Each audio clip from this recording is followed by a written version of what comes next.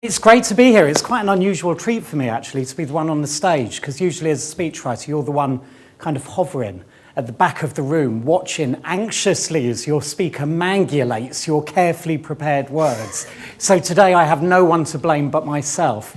Being up here actually reminds me, there's a story about Albert Einstein. I don't know whether any of you have heard this story. But during the 1920s, he was going all over Europe, delivering basically the same speech over and over again about the theory of relativity. And his driver was taking him to one of these speeches, and he said on the way, he said, "Oh, for God's sake, Albert, you delivering that same bloody speech again. I swear to you, I've heard you deliver it so many times now, I could do it myself." And Einstein, who had a bit of a mischievous sense of humour, said, "Okay then, I've got an idea." Are there any Germans in the audience? I should have changed. Just a few. A few. Welcome. Welcome to Europe-friendly Britain. Okay, I've got an idea. I shall wear the driver's uniform. I shall stand at the back of the room. You don the scientist's outfit, and you stand up and you deliver my speech. We'll see how it goes. And Einstein stood at the back of the room, and he watched with wonder as his driver delivered his stock lecture on the theory of relativity, and he got it absolutely note perfect, completely word for word. The only trouble was, then it got to the end, and the professor had introduced him, said, "Thank you very much indeed. Now, does anyone have any questions?" At which point, someone asked this humdinger of a question, but the driver, he didn't miss a beat. He said, "Excellent question." And of course, it sounds very complicated, but the answer to it is actually so simple, even my driver can tell you. So it's great to be here. It's great to be here. People have funny ideas about what it is that speechwriters do. There's like this image perpetuated of us in programs like Yes Minister, The West Wing, The Thick of It, that we're kind of like puppeteers, these sinister figures operating in the shadows. I wish it was that easy. The basic rule of speechwriting is when it all goes well, it's because the speaker's a genius. When it all goes badly, it's because the speechwriter's a bloody idiot. And so far from being puppeteers, we're more like kind of intellectual cross-dressers, trying to accurately capture our leaders' voices. And so it's understanding the different ways that different leaders speak. So it's knowing things like, for instance, Donald Trump's average sentence is 10 words long, whereas William Hague's average sentence is 41 words long. And so if you're writing a speech for someone like William Hague, my God, you've got to stick in parentheses, adverbs, adjectives, all of this. You need to keep the sentences going, and just when people think you're going to end the sentence, no, you don't stop there, you carry on and keep it going like that. It's knowing how long their average word is. So someone like David Cameron, absolutely a monosyllabic kind of prime minister, always followed Churchill's maxim that you should never use a long word where a short one will do. Whereas probably Jeremy Corbyn would just say, never use a gargantuan word where a diminutive one will do. He'll deliberately use longer words. And it's understanding the kind of metaphors that they speak in as well. Everyone has their own view of the world, which they articulate through different metaphors. And you can actually track someone's party political leaning to a certain extent through the kind of metaphors that they use. So politicians on the right wing of politics will tend to use more nature metaphors, more personification metaphors.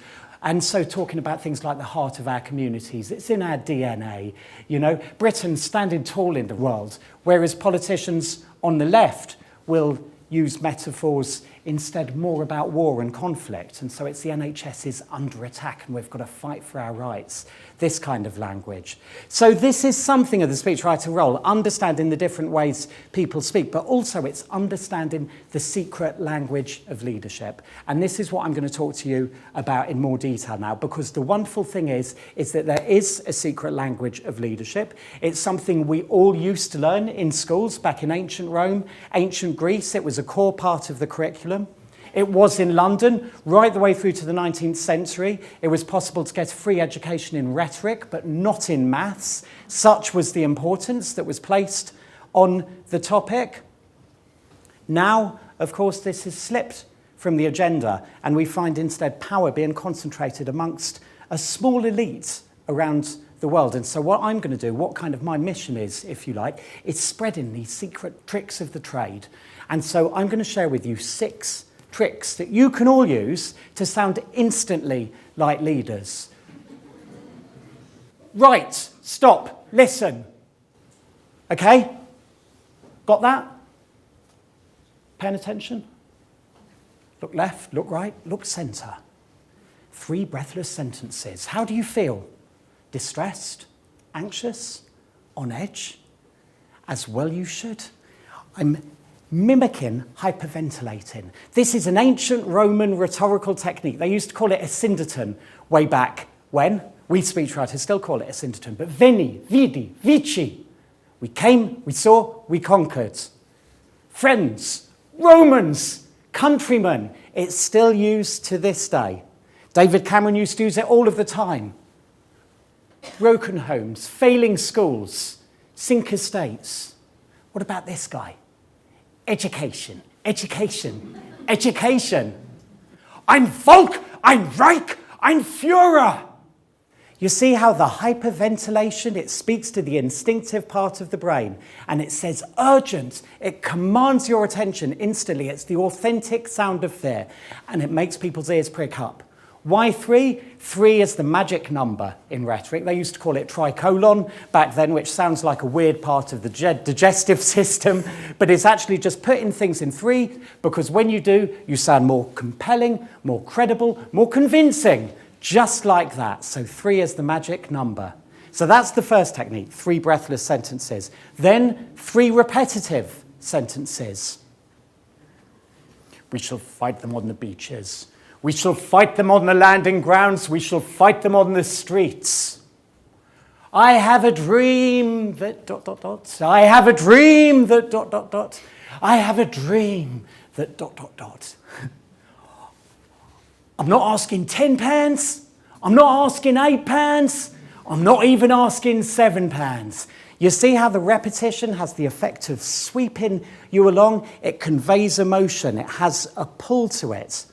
So that's the second technique. The third technique, contrasts. 3 contrasts in a row. To be or not to be. Ask not what your country can do for you. Ask what you can do for your country. The state is your servant, not your master. And you see the effects that these sentences have. They speak to our innate sense and need for balance within our bodies. A large part of our day is spent trying to keep in balance. We need to be balanced to stand up, to see things, to write, to use our hands. When we hear sentences that have that sense of balance in, we naturally like it. And in fact, it makes speakers sound not mad, but measured. Not lunatics, but logical. Okay? Not bonkers, but balanced. Just like that. So then we move on to the fourth technique, which is metaphor.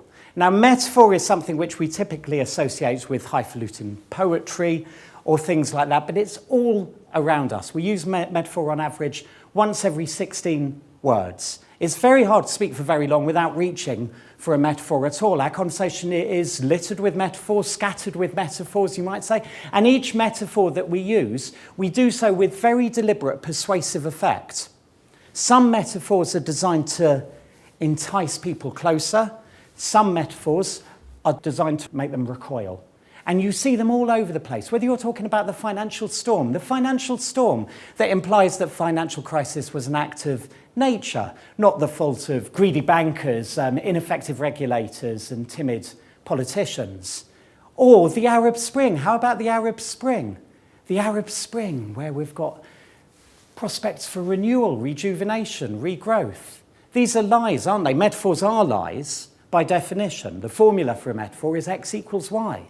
You know, it wasn't a financial storm, it was a financial crash, wasn't it? It was the faulty architecture there. The Arab Spring, it's not really an Arab Spring, it's an Arab inferno, isn't it? What are the big metaphors that we've heard today? I've been sitting at the back, in speechwriter position at the back. My goodness, some of the metaphors that have been going on, of course, where the first conversation I came in on was the one about Europe, where during the referendum campaign, it was very clear what the different metaphors were being used by the Remainers and the Brexiteers. The Remainers, Cameron was trying the same metaphor of family that had worked for him in the Scottish referendum, where he was saying, this is going to be a messy divorce. Make no doubt, this is going to be a messy divorce. Andrew Smith, made very plain his political views when he said, you know, it's going to be a messy divorce. Who likes divorce? Oh, there's a few people nodding in the audience, sorry.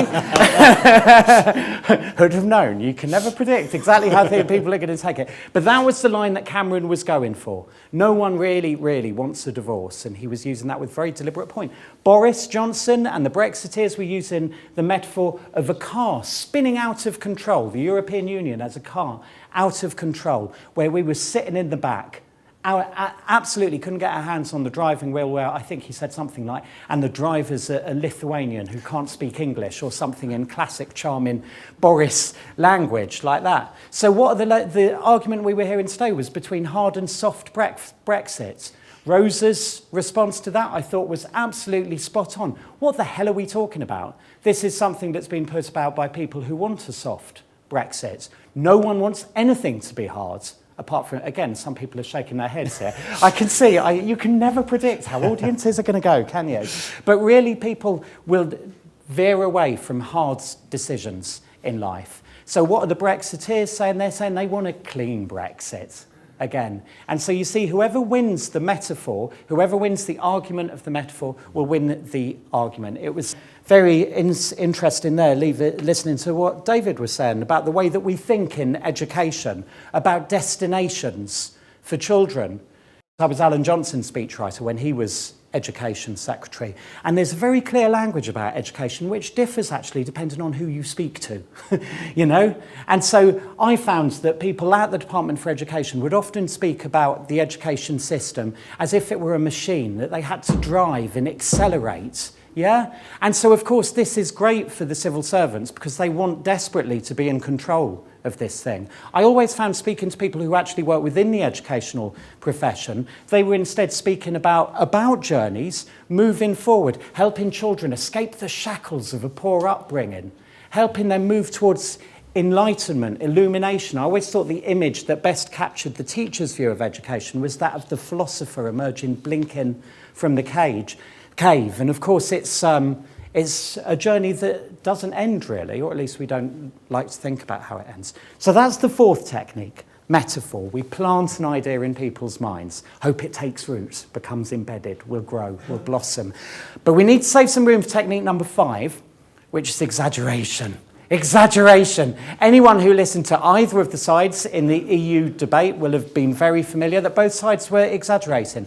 Just as we're seeing heaps of this at the moment in the US election. I think someone's been through Donald Trump's statements and worked out that 91% of his statements are exaggerative.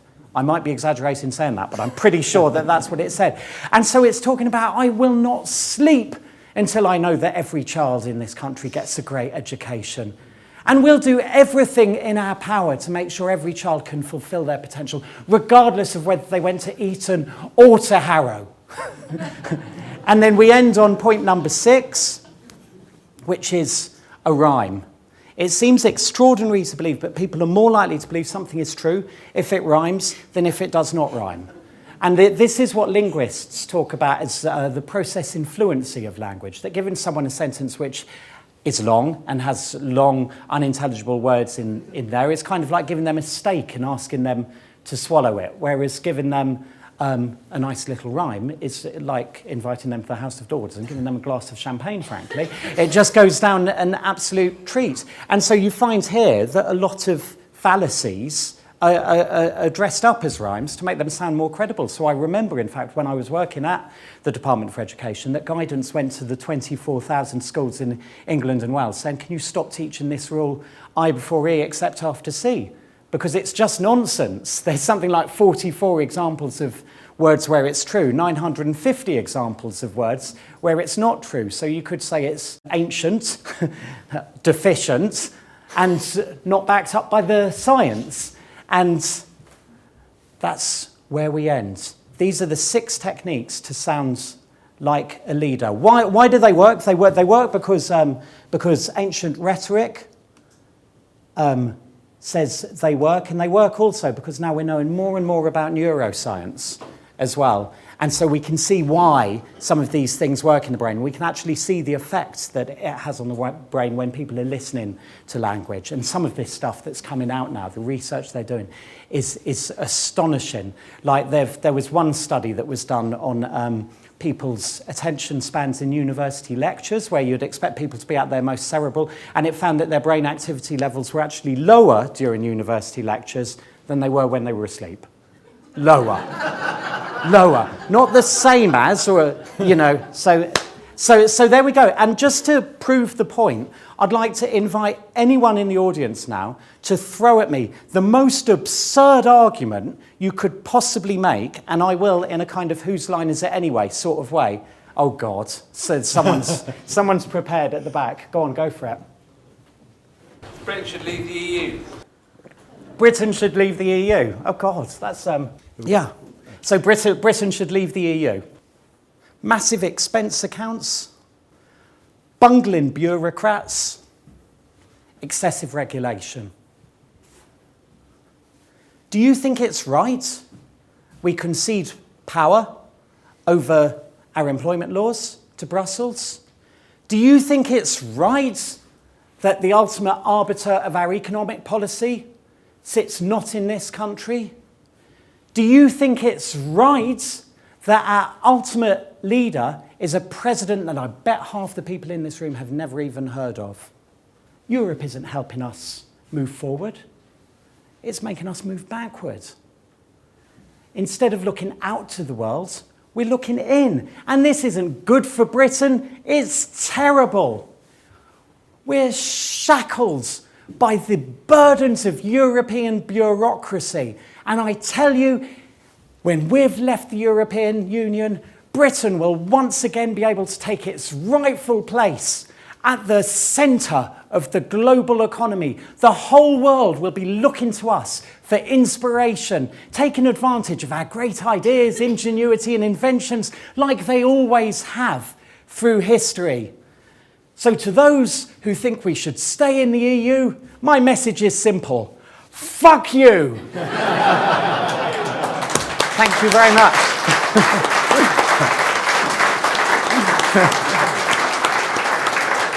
Yeah, should have had subtitles for some of the other, although I'm sure they would have got the message. Put them in afterwards. Yeah.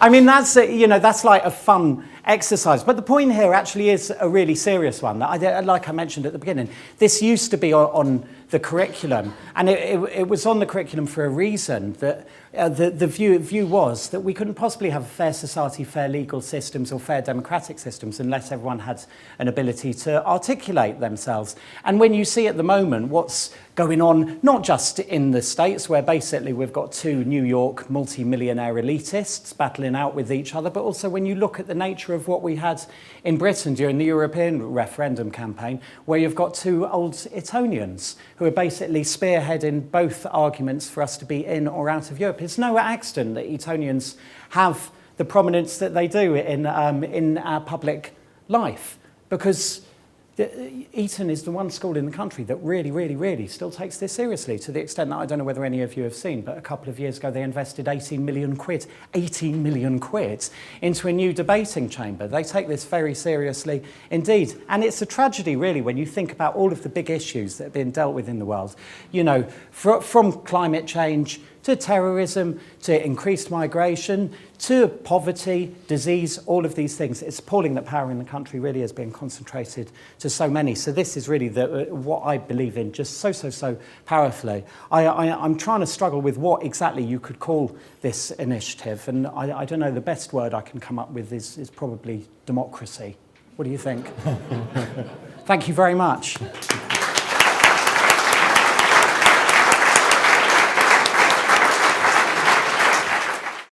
Would anybody like to make some points on the floor? Is it important as a speechwriter to actually believe the things that you write? Yeah. You've seen me for 20 minutes. What do you reckon? What does your instinct tell you? Because your instinct is probably right, yeah. No, I mean, I've found myself in my career, basically I worked in government for about 9 years, and it's about 9 years ago that I set up my own business. And I've written for and against a huge number of issues, actually. You know, things I find that, what do I really believe in? It's grammar schools, academies, comprehensives. I don't know. Does anyone really know? We can make does anyone know? It's all people constructing. No, we're all doing a bit of that, aren't we? We're kind of praying for the best and, making our arguments sound as compelling as possible. There are a few issues where it's really, really tricky when, you can feel challenged. I was writing speeches in favour of Iraq when personally I was against it. That was pretty much as hard as you can get. But then, we all find our ways to justify the stuff we do, I guess, and the way that I justified that to myself was that, we have a democracy. These are the guys that are elected to govern. They need to be served. Whether that's right or wrong, you can make your call. But there's also the other issue that probably, in truth, I wasn't prepared to walk out with a job that was paying me quite well. Is a lot of it actually trying to avoid saying anything? Speaking like a leader appears to be about saying as little as possible and just pushing emotional buttons, whereas we should judge our leaders by what they do, not what they say. That's so the thing here is that there's a combination of things that goes on. So if you take it back to what the ancient Greeks said about this, there are three essential components that you need to get right. There's ethos, pathos, and logos. And so you have the logic or apparent logic of the argument. You have pathos, the emotions, and then ethos, you have the credibility of the speaker. In my experience, way too many speakers, way too many people in the professional business of persuasion actually rely on logos to see them through. And in actual fact, if they're not trusted and people don't care, they're not even listened to, So these are the first two vital things that you do have to get right before your logical argument even gets so much as an airing. You look at some of the stuff that was said in the European referendum, it was really hard to pick apart what was the logic of what was being said, because you had equally eminent people on either side who were prepared to stick their neck out and say, well, it's going to mean this, it's going to mean that, but really the way people judge it, the trust, the eye-to-eye thing about whether or not you trust someone, whether you look them in the eye, it's the thing that always, I hate to say it, kills it, And I think if you look at the consequences of failing to take these two accounts, the awful consequences of failing to take these two into account, I think you can see in the US election now in spades, that Hillary is just a logos sort of person. It's just what she is, and trust-wise, she's not got it. She's down at the same level, 36% trust her, same level as Donald Trump, which is absolutely extraordinary. But Trump, to his audience, is able to look, I'm your kind of guy, And so it's getting these three things. So I wouldn't be quite so, it doesn't need the logic. It's just in defence of my trade, forgive me. Lady over there. Hello. Hi. I was just wondering, as a speechwriter, I recognise a lot of the things that you've said, and I didn't realise that was taught in school originally. It turns me off when I hear people using those techniques, repeating and on all of those things. As somebody who's watching, it really, really switches me off. Yeah. So are you aware of that as a speechwriter, and do you try to use these things in a sort of less obvious way? Yeah. Or how do you get around that? What you want is for your speaker to have ethos. That is the critical thing. You need them to be trusted. This, for audiences, it's largely decided in the blink of an eye anyway. And we know the stats. Just 1 in 5 people trust politicians to tell the truth. This is what Maury's Veracity Index say. So most people's starting point is probably where yours is, that you're just not going to like what they say regardless. The techniques that I've outlined there are key components of genuine, authentic communication. If we have a chat at the champagne reception and we start getting passionate about something, we'll naturally start repeating ourselves. We'll naturally... I realised that I kind of needed to just add on that extra bit in that sentence. Just being recorded. Hello, darling. It's my wife at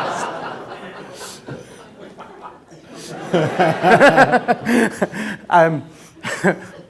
gone red now. I've actually gone red.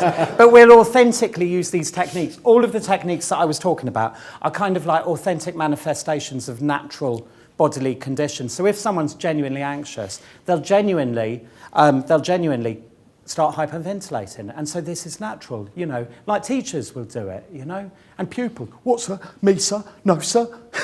You know, like that kind of thing. So it is authentic communication. And just if you go back and look at anyone, I don't know who you might admire, but some of the people who you would see as being almost anti-politicians, you know, like people like your Russell Brands or Owen Jones or Malala or any of these people, they all use these techniques. They all use them. But I completely get what you're saying. Politicians are not trusted, but it's the authentic ones, the ones who sound authentic, that do break through. The very few politicians that get positive trust ratings, they just sound like real people, you know, with all of the imperfections that real conversation has, like bumbling Boris. You know, they don't look over-prepared. We've got time for one more question, I think. This gentleman here. Just really following on from what that lady said and what you're saying about politicians, is it common practice to pepper the same phrases across a number of speeches from a number of different people? Because I think you was doing the Scottish election campaign, all the Conservative Party speakers were saying it's the right thing to do, and it got to the stage where I was playing bingo. How many of them were going to say it's the right thing to do and just get that point across? Yeah, I mean, my view is that is lazy campaigning. You really want the authenticity. This is where things are decided. You know, like, so this is the way the ancient Romans looked at it. If you want to look at it the way our brain works, it's like the instinctive brain, the emotional brain, the logical brain. The instinctive brain is so much more powerful than the logical brain. So this thing about someone who sounds like they're just speaking truth is the thing that will win the argument. So yeah, I'm not a fan of this sort of, you must stick to the message. I think you're right, doing the European referendum, I mean, it was stronger, safer, better off. Stronger, safer, better off. Yeah, and it was just being repeated by everyone. So everyone's kind of like, they're looking and they're like, you're a robot, you're an automaton, you're not a human being. And fundamentally, we need that human contact, particularly now we're living our lives like all glued to our phones. It's the things where people actually look like human beings that make us look up, which is an awful thing to even have to say, isn't it? That we need to remember to look like human beings. But that's, I think, what it comes down to. And you look at all the politicians that score, you know, even Trump, with the guff that he comes out with. Do you know what I mean? He's saying what he means. He's saying what he believes. And this is why he's managed to have the extraordinary success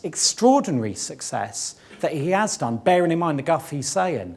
You know, whereas I think Hillary always has that thing, she looks like she's calculating. She's asked a question, you can almost see her weighing up the polls, thinking this demographic, that demographic, the other, and then coming up with a very, very careful answer. And it's not speaking from there. And I think people just get that. And I think we had the same dynamic here with Gordon Brown. I think Gordon Brown, whereas Blair, I think Blair was someone who looked like he was speaking from there. He would just say what he believed. Whereas Gordon Brown, I think you could always see the same thing going on. He was like, how's this going to play? So I think the only time we actually ever saw the authentic Gordon Brown, if you like, was when he was caught speaking off camera about that Mrs. Who put me in front of that awful bigoted woman?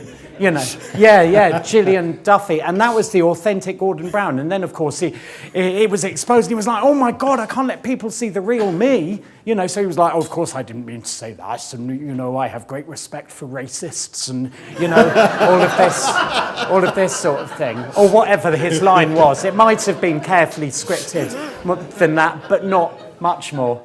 Before I say anything more to get myself in trouble, I should... Simon, can we thank Simon for a really terrific final speech? Thank you very much. Thank you.